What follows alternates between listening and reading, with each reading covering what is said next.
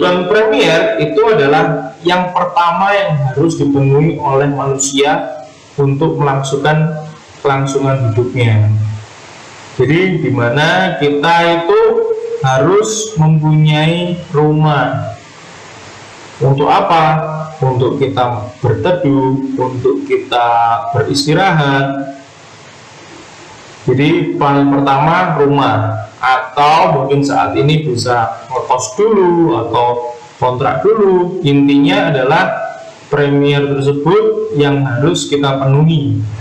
Kedua, sekunder. Sekunder ini merupakan kebutuhan yang dipenuhi setelah kebutuhan primer sudah terpenuhi. Kita sudah punya rumah nih, kita sudah punya rumah, otomatis kita ingin transportasi, kita untuk pergi kerja, untuk pergi ke sekolah, untuk jalan-jalan, otomatis kita mempunyai sebuah kebutuhan tambahan, yaitu mobil atau sepeda motor atau sepeda.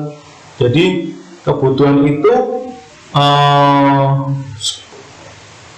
kategori tersebut merupakan adanya kebutuhan sekunder. Selanjutnya, apa sih tersier? Jadi kebutuhan tersier itu merupakan sebuah kebutuhan yang dipenuhi setelah kebutuhan primer, sekunder itu sudah terpenuhi. Contoh kita punya rumah,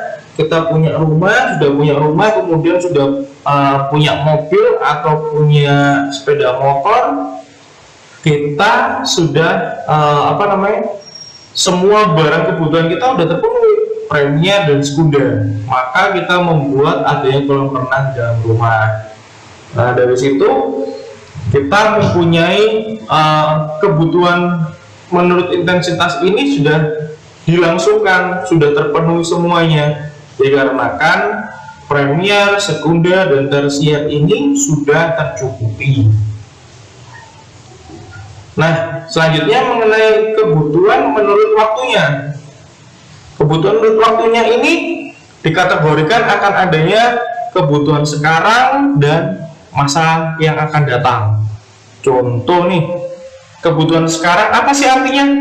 Kebutuhan yang harus dipenuhi saat ini, tidak dapat ditunda. Contoh obat-obatan. Kita kondisi badan kita lagi drop nih, otomatis kita harus larinya ke obat.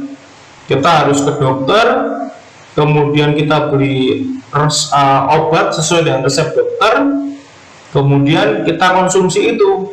Untuk apa? Supaya kita bisa sembuh, gitu. Selanjutnya mengenai kebutuhan yang akan datang. Kebutuhan yang akan datang ini dia bersifat untuk masa depan yang akan datang, di mana adanya penyedia seperti bank, tabungan, itu kita simpan untuk kebutuhan yang kedepannya. Mungkin ke depan kita punya angan-angan untuk beli sepeda motor bagus, yang lebih bagus dari saat ini, otomatis kita bisa pakai itu. Atau mungkin dari teman-teman sekalian ada yang ingin melangsungkan perkawinan 3 tahun lagi, target planning saya 3 tahun lagi akan menikah, otomatis saya harus banyak menabung untuk kebutuhan saya yang di masa depan. Jadi contohnya seperti itu ya. Kemudian menurut sifatnya ini kebutuhan terbagi menjadi 2, rohani dan jasmani, di mana kebutuhan rohani ini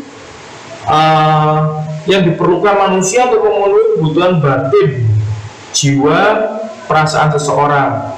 Kita berdoa, otomatis kita memerlukan sebuah doa untuk diri kita sendiri, untuk orang lain juga, untuk memenuhi batin kita, jiwa kita, dan perasaan kita.